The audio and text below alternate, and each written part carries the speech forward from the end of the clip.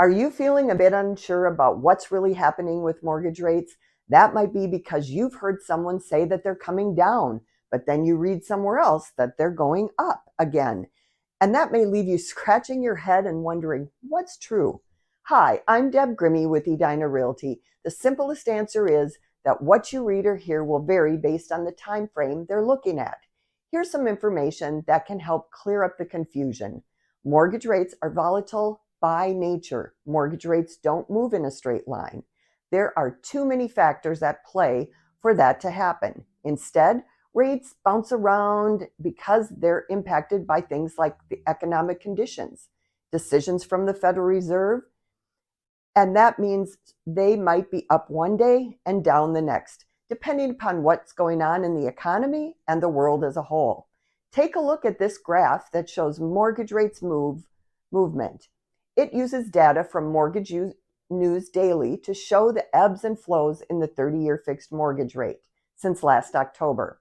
If you look at the graph, you will see a lot of peaks and valleys, some bigger than others, and when you use data like this to explain what's happening, the story can be different based on which 2 points of the graph you're looking at and comparing. For example, if you're only looking at the beginning of this month through now, you may think mortgage rates are on the way back up. But if you look at the latest data point and compare it to the peak in October, rates have trended down. So what's the right way to look at it?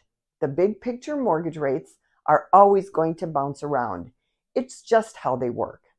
So you shouldn't focus too much on the small daily changes. Instead, to really understand the overall trend, zoom out and look at the big picture. When you look at the highest point, October of 2023, compared to where rates are now, you can see they've come down compared to last year.